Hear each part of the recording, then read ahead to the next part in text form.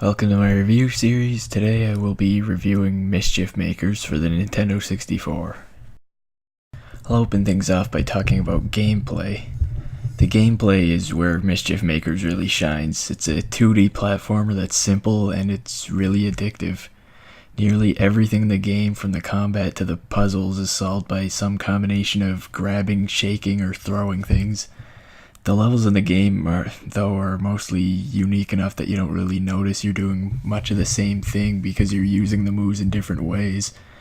There are a few bad levels in the game, but it can be forgiven because of how fun the great levels are.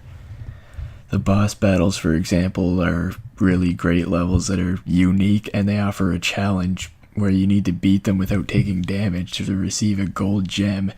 The gold gems are used to see more of the ending at the end of the game.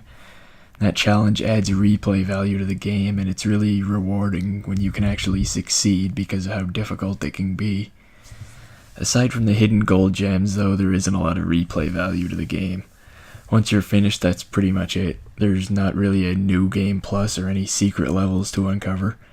The game plays out pretty much the same way every time you play it. It can still be fun to replay it now and again, but you might need to take a break in between playing through the game a few times so it'll be a little fresh. Moving on to the graphics. The graphics in Mischief Maker aren't really good.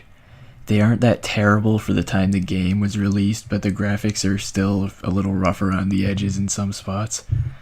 In addition to that, there are also some spots where the game seems to be doing or trying to do more than it can handle, and the game experiences some slowdown or lag as a result of that.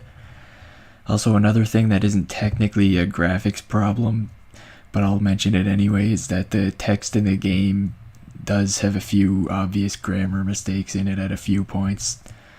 It kind of bothered me even when I was a child, so they're pretty obvious mistakes that shouldn't really have been overlooked, but they were.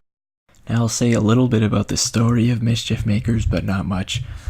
I'll basically just say that the story is bad, to put it bluntly.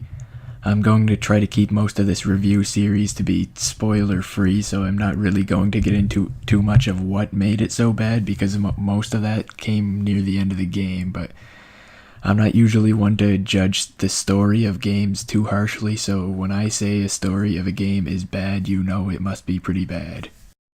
As for the sound category, there really isn't much voice acting in the game. The voice acting they do have is kind of decent, but it's overused so much it's funny, and I'm not sure whether it's actually supposed to be or not. The music throughout the game I found was basically just there, though. I can't really think of much of a better way to describe it. The music isn't good enough to stand out as a positive note, but it's also not bad enough to take away from the experience, so I guess it's average. For my closing thoughts, I will say that Mischief Makers is definitely a game that relies heavily on gameplay to be a good game.